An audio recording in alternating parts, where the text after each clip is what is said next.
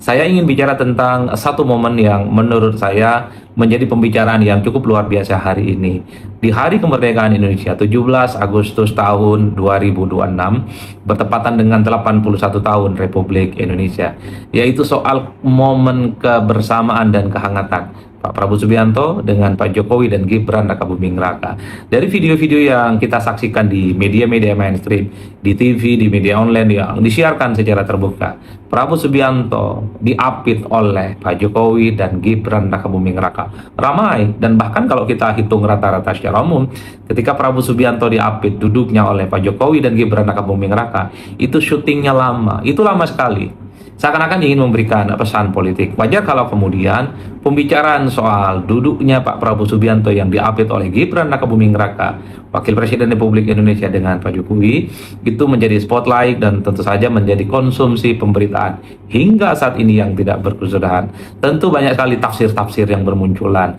Tentu banyak sekali analisa-analisa yang bermunculan. Saya kebetulan tadi ditanyakan oleh sejumlah kawan-kawan media, kurang lebihnya jawaban saya ketika ditanya soal apa yang kemudian bisa dimaknai ketika Prabowo Subianto hari ini tanggal 17 Agustus 2026 dalam memperingati Hari Kemerdekaan Indonesia yang ke-81, duduknya diapit oleh Gibran Rakabuming Raka dan diapit oleh Pak Jokowi. Pertama, tentu ini adalah semacam chemistry politik yang tidak bisa dibantah. Kan tidak mungkin kalau tidak ada chemistry antara tokoh-tokoh ini bisa saling duduk satu sama yang lain, dan kemudian sangat kelihatan sekali secara gestur politik baik Pak Prabowo Subianto, Pak Jokowi dan Gibran Rakabuming Raka itu kan sangat kelihatan happy dan kemudian menunjukkan bagaimana kehangatan hubungan antara ketiganya. Itu adalah sesuatu yang tidak bisa dibantah. Dalam segi teori komunikasi politik, kalau suasananya tidak happy, kalau tidak ada chemistry, pasti bukan hanya suasananya yang tidak nyaman, juga pastinya tidak akan hadir dalam acara-acara kenegaraan seperti peringatan 17 Agustus ini. Jadi memang secara explicitly ini adalah semakin menegaskan bagaimana hubungan politik antara Prabowo Subianto dengan Pak Jokowi baik-baik saja, antara Pak Prabowo Subianto dengan Gibran Rakabuming Raka juga baik-baik saja. Tidak seperti yang dispekulasikan oleh publik belakangan ini bahwa hubungan Pak Jokowi dengan Pak Prabowo tidak baik-baik saja, mengingat sejumlah peristiwa politik. Pernah sewaktu-waktu dalam rapat kabinet misalnya, posisi duduk Gibran sebagai wakil presiden itu kan bukan di sampingnya Pak Prabowo Subianto, tapi duduknya itu misalnya dia kemudian Wapres itu duduknya misalnya disejajarkan dengan posisi Menko yang lainnya. Oleh karena itu, ketika melihat video yang beredar luas, Pak Prabowo Subianto duduknya diapit oleh Gibran dan Pak Jokowi, secara komunikasi politik minimal panggung depannya, hubungan ketiga tokoh ini, ketiga sosok ini pastilah baik-baik saja, terbangun chemistry yang tidak seperti yang dispekulasikan oleh publik. Itu yang pertama.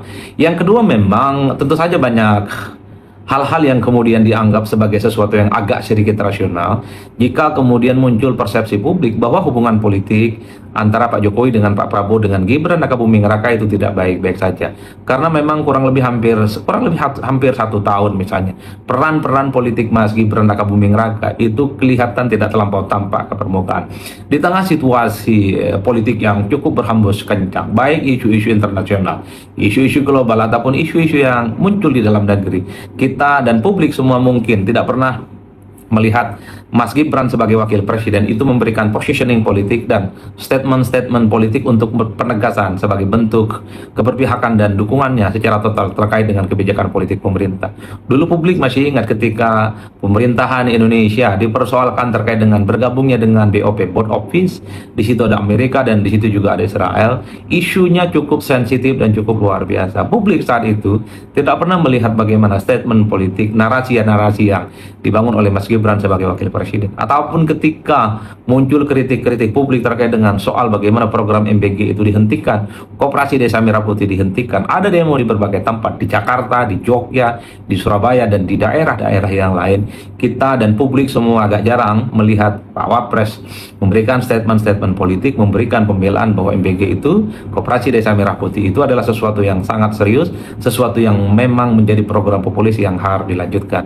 Bahkan di berbagai momen-momen penting, misalnya Mas Wapres Gibran Rakabuming Raka, ya tentu saja tidak seperti tahun yang sebelumnya yang cukup aktif. Kalau tahun sebelumnya, terutama 2024 hingga 2025, memang Mas Wapres itu gerak cepat, gerak cepat sekali. Sesaat setelah dilantik misalnya, Mas Gibran itu membuat apa yang disebut dengan lapor Mas Wapres sebagai pintu komunikasi. Jika ada keluhan-keluhan publik soal apapun, persoalan-persoalan yang ada di negara, ya diminta untuk menghubungi Mas Wapres, yaitu Gibran Rakabuming Raka. Tapi kan tidak lama setelah itu, kabar soal lapor Mas Wapres layah mutuh wilayah ya tidak jelas, dan kemudian bagaimana nasibnya hingga saat ini juga tidak pernah dideteksi dengan baik oleh publik. Begitupun misalnya bukan hanya soal lapor Mas Wapres, tapi Gibran juga biasanya aktif memberikan statement-statement politik melalui postingan di media sosialnya soal bagaimana AI, bagaimana anak-anak muda yang dipersiapkan untuk menjadi generasi emas, bahwa AI itu adalah sebagai bagian dari kemajuan teknologi dan Indonesia tidak boleh hanya sebagai penonton, tapi harus mampu menjadikan AI itu adalah semacam inovasi yang bisa memberikan kesempatan untuk dijadikan sebagai resource supaya Indonesia itu bisa menjadi bangsa yang kompetitif.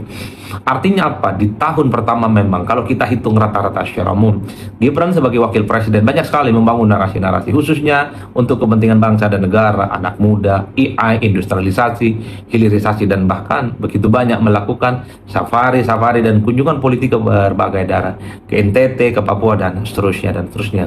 Tapi memang memasuki tahun 2026, kalau kita hitung rata-rata secara umum, peran-peran Gibran sebagai wakil presiden minimal speak up di publik ataupun posisi politiknya ketika ada isu global, ketika ada isu nasional yang sangat sensitif menjadi sasaran publik soal kebijakan politik pemerintah, kita pun juga jarang melihat bagaimana statement politik yang diamplifikasi oleh wakil presiden, baik melalui media sosial ataupun rilis secara terbuka melalui akun resmi, akun wakil presiden Republik Indonesia.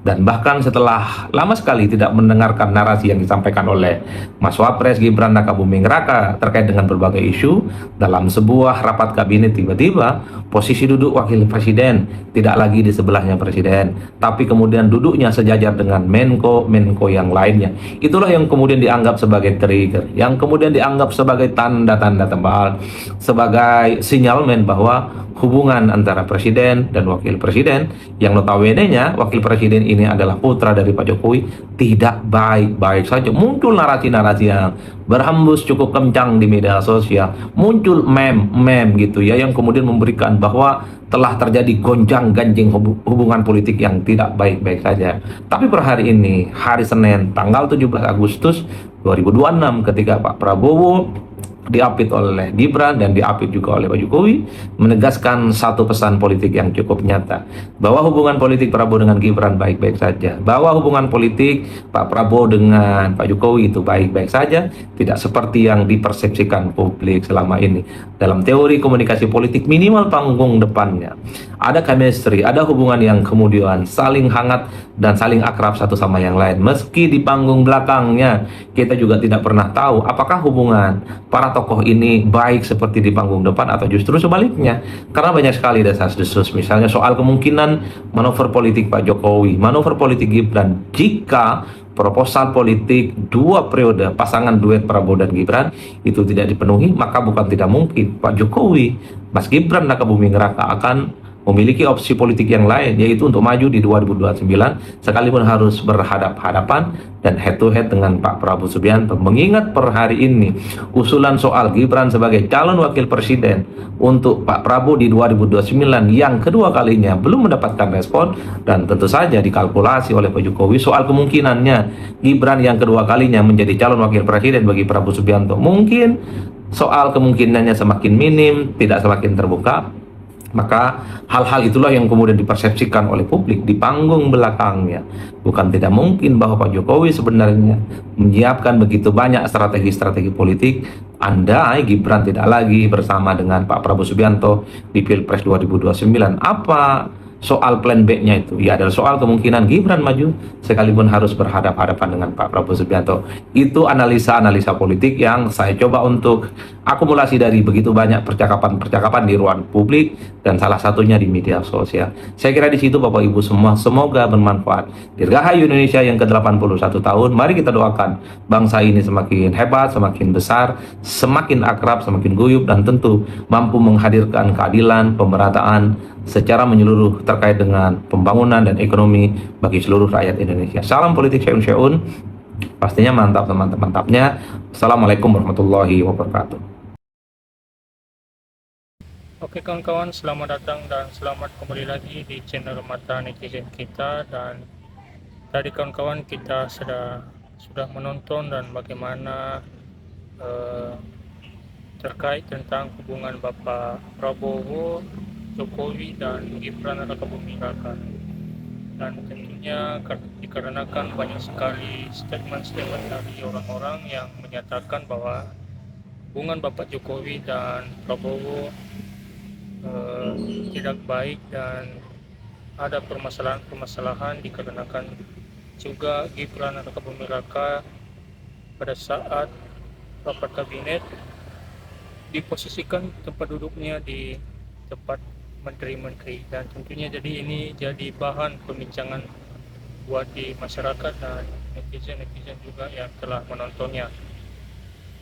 Dan tentunya kawan-kawan, setelah kita melihat pada saat merayakan kemerdekaan ke-81 Republik Indonesia, kita melihat bagaimana mereka begitu akrabnya dan sangat bahagia saling bertemu satu sama yang lain, sehingga statement-statement yang telah berada di masyarakat bahwasanya hubungan Bapak Jokowi dan Prabowo menjadi pembincangan tersebut dikarenakan kehadiran juga Bapak Joko Widodo di HUT kemerdekaan Republik Indonesia ke-81, dan kita melihat bagaimana situasinya sangat baik dan saling mendukung satu sama lain, sehingga kita dapat bertanya-tanya kenapa banyak kali yang menyatakan hubungan Bapak Prabowo dan Jokowi ini sudah terpecah, dan ternyata setelah kita melihat bahwasannya mereka sangat baik-baik saja dan saling mendukung satu sama lain. Dan tentunya kawan-kawan, itu hanyalah statement bagi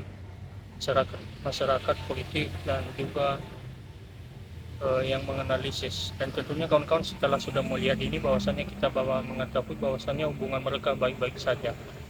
Sekian dari saya kawan-kawan, terima kasih.